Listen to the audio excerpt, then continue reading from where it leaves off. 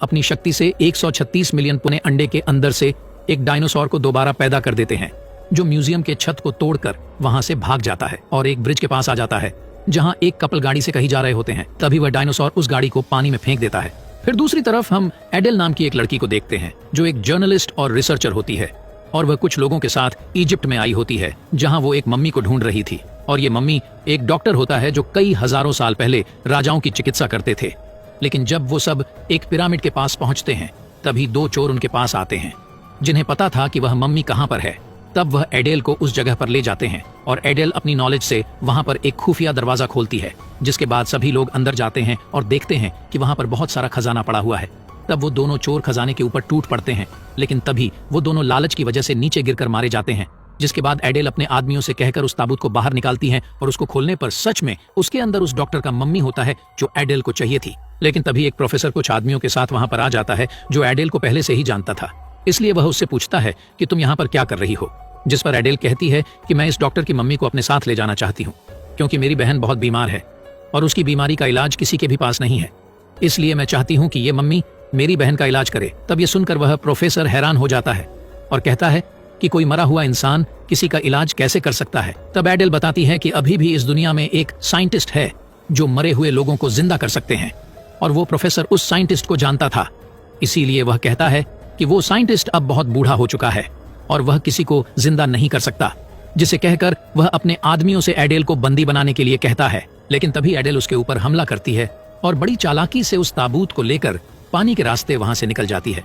और वहीं दूसरी तरफ उसी बिजनेसमैन को देखते हैं, जो पुलिस के पास जाकर कहता है कि मैंने ब्रिज के पास एक उड़ते हुए डायनासोर को देखा था जो म्यूजियम से निकला था। लेकिन पुलिस उसकी बातों पर यकीन नहीं करते और उन्हें लगता है कि इसने रात को दारू पी थी, इसीलिए वो उसे जेल में बंद कर देते हैं और साथ ही आपस में डिस्कस करते हैं कि इस बारे में किसी को कुछ न बताया जाए, नहीं तो शहर में दहशत फैल जाएगी। लेकिन शहर में दहशत पहले से फैल चुकी थी, क्योंकि उस डायनासोर की खबर न्यूज़पेपर में छप चुकी थी। और जब ये बात प्रेसिडेंट को पता चलती है तो वह पुलिस कमिश्नर को कॉल करके कहते हैं कि तुम्हें इस केस को 24 घंटे में सॉल्व करना होगा। फिर दूसरी तरफ हम देखते हैं कि वहां एक दूसरा साइंटिस्ट आता है, जिसके साथ उसका असिस्टेंट जॉन भी होता है, और जॉन एडेल को पसंद करता था। अब वो दोनों देखते हैं कि म्यूजियम में रखा गया अंडा फूटा हुआ है और साथ ही छत भी तोड़कर यहाँ से कोई बाहर निकला है। तब वो दोनों समझ जाते हैं कि अंडे से डायनासोर निकलकर यहाँ से उड़कर भाग गया है, लेकिन कैसे, उन्हें कुछ भी समझ नहीं आता। और वहीं दूसरी तरफ हम उस साइंटिस्ट को देखते हैं जिसके घर में वो डायनासोर आता है। दरअसल वह साइंटिस्ट इस डायनासोर से कनेक्टेड होता है, इसीलिए वो उस डायनासोर को कंट्रोल कर रहा था और साइंटिस्ट उसको खाने के लिए मीट भी देता है। पर इसी दौरान यहाँ पर पुलिस वाले भी आ जाते हैं, इसलिए वह साइंटिस्ट उस डायनासोर को अपने ही घर में छुपा लेता है। अब वो पुलिस वाले उस साइंटिस्ट से पूछताछ करते हैं और इस दौरान वह पुलिस वाला एक अंडा खाने के लिए लेता है। लेकिन जब वो डायनासोर देखता है कि वह पुलिस वाला उस अंडे को खाने वाला है, तभी वह पुलिस वाले पर हमला कर देता है और वहां से उड़कर भाग जाता है, जिसे देखकर पुलिस वाले उस साइंटिस्ट को गिरफ्तार कर लेते हैं, क्योंकि उन्हें पता चल गया था कि वह साइंटिस्ट उस डायनासोर को कंट्रोल कर रहा है, जिसने पिछली रात बहुत सारे लोगों के ऊपर हमला किया था। फिर दूसरी तरफ हम एडेल को देखते हैं, जो उस डॉक्टर के मम्मी को लेकर इजिप्ट से वापस आ चुकी थी और अब वो अपने घर पहुंच जाती है, जहां हम उसकी बहन को देखते हैं जो बहुत ज्यादा बीमार होती है। और एडेल अपने इसी बहन को ठीक करने के लिए उस डॉक्टर की मम्मी को यहाँ पर लाई है, ताकि वह उस मम्मी को दोबारा से जिंदा करके अपनी बहन का इलाज करवा सके। इसके बाद हम जॉन को देखते हैं, जो एडेल के लिए उसके घर के दरवाजे के नीचे से एक लेटर डाल रहा होता है। लेकिन तभी एडेल उसको देख लेती है और साथ ही एडेल को पता चलता है कि उस साइंटिस्ट को पुलिस ने पकड़ लिया है और अब उन्हें फांसी दी जाने वाली है। इसीलिए वह जॉन से पूछती है कि फांसी कहाँ दी जाती है। इस पर जॉन उसे उस जेल का पता बता देता है जहां उस साइंटिस्ट को रखा गया है, जिसके बाद एडेल अपना भेष बदलकर एक वकील के भेष में उस जेल में जाती है और उस साइंटिस्ट से मिलती है। तब साइंटिस्ट उसे बताता है कि मैंने कई साल एक्सपेरिमेंट्स करने के बाद एक डायनासोर को जिंदा कर दिया है, जिसे सुनकर एडेल काफी खुश होती है और बताती है कि मैं भी इजिप्ट से एक बहुत ही पुरानी डॉक्टर के मम्मी को लेकर आई हूँ और मैं चाहती हूँ कि तुम उसे जिंदा कर दो। जिस पर साइंटिस्ट कहता है कि मैं ऐसा नहीं कर सकता हूँ, क्योंकि मैं अब जेल में हूँ और मुझे बहुत जल्द फांसी होने वाली है। तब एडेल कहती है कि मैं बहुत जल्द तुम्हें यहाँ से निकाल लूंगी। लेकिन तभी पुलिस ऑफिसर को पता चल जाता है कि वकील के भेष में वह एडेल है, इसलिए वह एडेल को बाहर निकाल देते हैं। लेकिन एडेल हार नहीं मानती और वो एक बार फिर से खाना बांटने वाली के भेष में जेल के अंदर उस साइंटिस्ट के पास जाती है। लेकिन एक बार फिर से उसे पहचान लिया जाता है और उसे बाहर निकाल लिया जाता है। पर एडेल इतनी जल्दी हार नहीं मानने वाली थी, इसीलिए वह कई बार भेष बदलती है और जेल के अंदर जाती है। लेकिन हर बार उसे पहचान कर जेल से बाहर निकाल दिया जाता है। लेकिन आखिर में जब वह एक जेलर के रूप में जाती है तो उसे कोई पहचान नहीं पाता और वह साइंटिस्ट के शेल में पहुंच जाती है, पर वह साइंटिस्ट वहां पर नहीं था। तब एडेल दूसरे कैदी को पूछती है कि साइंटिस्ट कहां पर है, जिस पर वह बताता है कि साइंटिस्ट को दूसरे जेल में शिफ्ट कर दिया गया है क्योंकि कल उनकी फांसी होने वाली है, जिसे सुनकर वह काफी परेशान हो जाती है। फिर वह उस साइंटिस्ट को बचाने के लिए प्रेसिडेंट के पास जाती है और उनसे रिक्वेस्ट करती है कि प्लीज आप उस साइंटिस्ट को छोड़ दीजिए क्योंकि मुझे उनकी बहुत जरूरत है, जिस पर प्रेसिडेंट कहते हैं कि मैं जरूर इस बात पर सोचूंगा। और तभी एडेल देखती है कि वहां महल के ऊपर छत में वही डायनासोर बैठा हुआ है और अब वो प्रेसिडेंट के ऊपर हमला करने ही वाला होता है कि तभी एडेल कूदकर उन्हें बचा लेती है। लेकिन प्रेसिडेंट के सभी सिक्योरिटी गार्ड्स को लगता है कि एडेल ने प्रेसिडेंट के ऊपर हमला किया है, इसलिए वो उसे पकड़कर बाहर ले जाते हैं।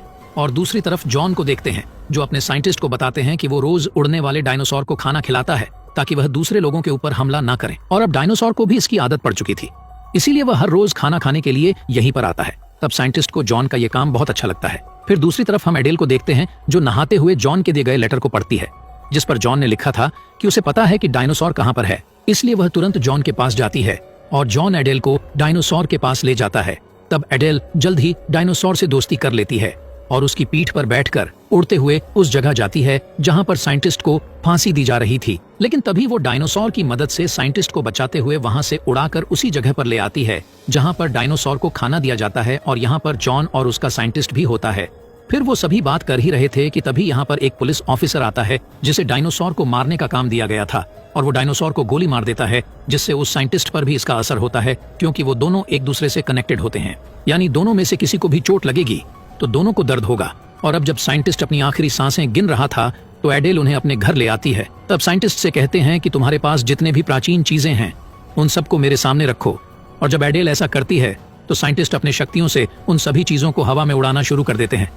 लेकिन कुछ ही देर बाद वो कुर्सी से नीचे गिर जाते हैं और उनकी वहीं पर मौत हो जाती है, जिससे दूसरी तरफ वह डायनासोर भी मारा जाता है। लेकिन साइंटिस्ट मरने से पहले अपना काम पूरा कर लिया था, जिससे अब वो मम्मी जिंदा हो गया था। और अब वो मम्मी एडेल के बहन के पास जाता है और उसे पूछता है कि इसे क्या हुआ है, जिस पर एडेल बताती है कि आज से 5 साल पहले जब मैं अपनी बहन के साथ टेनिस बॉल खेल रही थी तब टेनिस की बॉल उसके सर पर लग जाती है और वो नीचे गिर जाती है, जिस दौरान उसकी हेयर पिन निकलकर उसके सर के आर पार हो जाती है और तब से वह इसी तरह से है। क्या आप इसे ठीक कर सकते हो? जिस पर मम्मी कहता है कि मैं इसे ठीक नहीं कर सकता हूँ क्योंकि मैं डॉक्टर नहीं हूँ बल्कि एक न्यूक्लियर फिजिसिस्ट हूँ, और जब साइंटिस्ट ने मुझे जिंदा किया तो आसपास जितनी भी मम्मीज है वह सब जिंदा हो गए होंगे। जिसे सुनकर एडेल अपनी बहन को लेकर पास के एक म्यूजियम में जाती है क्योंकि वहां पर बहुत सारी मम्मियां हैं और शायद उनमें वह डॉक्टर भी होगा। फिर म्यूजियम में पहुंचने के बाद एडेल देखती है कि वहां पर बहुत सारी मम्मियां जिंदा हो गई हैं। फिर वह सभी मम्मियां मिलकर राजा फेरौन को जगाते हैं और उन्हें बताते हैं कि हम सबको एडेल ने जिंदा किया है। तब एडेल फेरौन से रिक्वेस्ट करती है कि आप मेरी बहन का इलाज करवा दीजिए, उसकी हालत बहुत ज्यादा खराब है। तभी फेरौन अपने डॉक्टर से कहता है कि एडेल की बहन को ठीक कर दिया जाए, जिसके बाद डॉक्टर मम्मी एडेल की बहन के सिर पे लगे पिन को निकालकर उसको पहले की तरह बिल्कुल ठीक कर देती हैं, जिसे देखकर एडेल बहुत खुश होती है और अपनी बहन को गले लगा लेती है। उसके बाद फेरौन अपनी मम्मी के साथ शहर में घूमने के लिए निकल जाता है।